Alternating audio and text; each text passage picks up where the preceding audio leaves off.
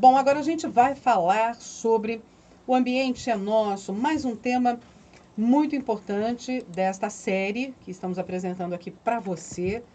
E o tema de hoje é o seguinte, veja só, você já ouviu falar sobre economia circular?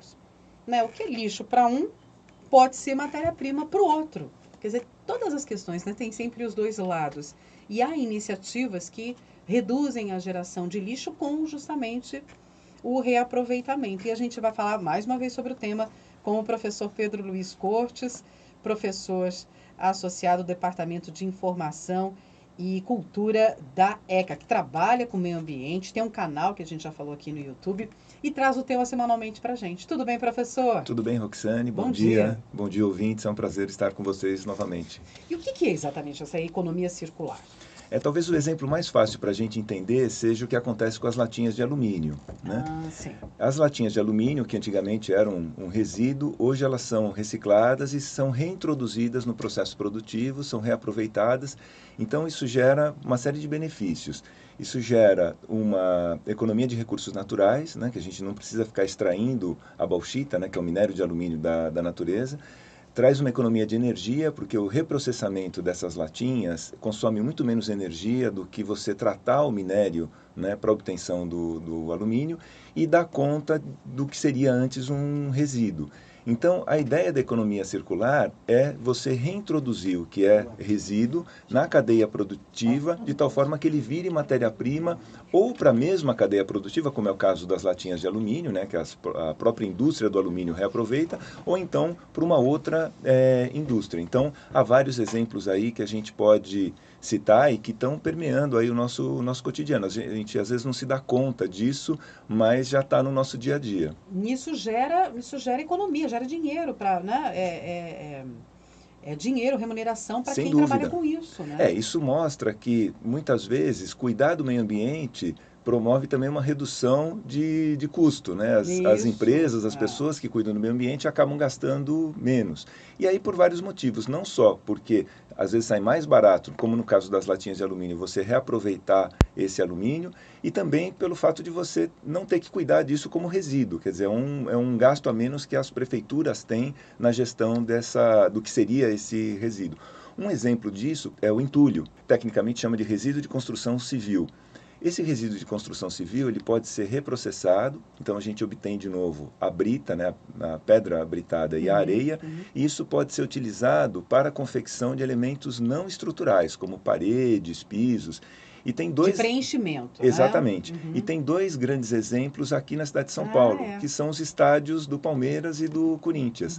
Os dois utilizaram resíduos de construção civil, porque isso reduz o custo da obra, sai mais barato você reaproveitar esse material do que você buscar a matéria-prima na natureza. Vou fazer até uma piadinha. O pessoal corintiano não falava, para provocar palmeirense, que saiu lá da obra do parque, né? Antes de fazer o ali. Ou pegou o resto da obra do Palmeiras para fazer. Na verdade, os palmeirenses que falavam isso em relação ao Corinthians. Tá vendo? Mas essa é uma prática que está sendo cada vez mais usual. Várias construções estão utilizando isso, porque sai muito mais barato numa cidade como São Paulo do que você transportar esse material, né? Normalmente as fontes estão em cidades da periferia, você tem um custo muito grande de transporte, tem restrição ao transporte, né, de grandes quantidades de material aí nas marginais e tal. Então sai muito mais barato você reprocessar esse material e reutilizar isso numa nova construção. Um outro exemplo que pode ser citado também é o das garrafas PET.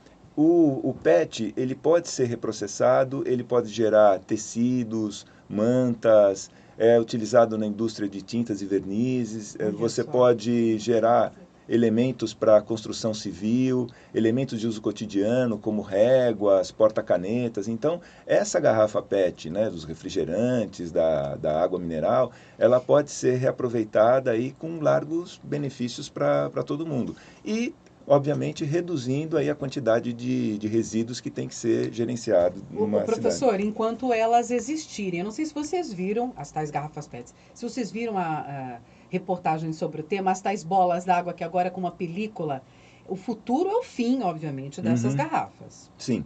né, vai deixar de produzir esse lixo. Enquanto elas existem, a gente vai tem que reaproveitando. Mas um gerenciar dia elas isso. vão deixar de Sem existir. dúvida. E você vai beber água através de uma bolha d'água que tem só uma película de proteção biodegradável. É muito engraçado, né? A gente viu o pessoal, é estranho ainda assim, enfia uma bolinha de água na boca e aqueles 200 e poucos ml, todos caem São absorvidos imediatamente. Quer dizer, mas é uma coisa do futuro. Sem Elas dúvida. elas terão, um dia, elas deixarão de existir. Né? Uma outra forma, só para concluir os exemplos, tem hoje empresas que estão trabalhando com a venda de telefones celulares remanufaturados. Então, o telefone celular, muita gente, né, tem por hábito, né, aí até questionável de trocar isso todo ano, a cada 2 anos, por exemplo, e faz um lixo imenso. De celular. Então, tem empresas que compram esse material ou aceitam isso como parte do pagamento, né, do telefone novo, remanufatura isso, conserta, dá uma manutenção e vende com garantia. Então é uma coisa interessante. Às vezes a pessoa compra um aparelho seminovo, com garantia e com toda a funcionalidade, aí, com as funções normais de um aparelho celular. Que interessante, né? Ou seja, são alguns dos exemplos do que pode ser reaproveitável. Então essa história de economia circular tende só a aumentar, né, professor? Ela vem dentro daquela conversa que nós tivemos na semana passada sobre os 3 R's, né? Ou seja, reduzir o consumo, reutilizar o que for possível e reciclar o que não for mais necessário. Então a economia circular ela já está permeando o nosso dia a dia e não é simplesmente uma iniciativa isolada. Você já vê que tem grandes indústrias envolvidas fazendo parte desse processo, como é o exemplo aí mais clássico das latas de alumínio. Muito legal. A gente vai aprendendo aos poucos aqui, semanalmente, os temas de meio ambiente com o professor Pedro Luiz Cortes. Muito obrigada, professor. Eu agradeço mais uma vez. Por mais uma participação aqui e um bate-papo com o ouvinte do Jornal da USP. É um prazer conversar com vocês. Até a próxima.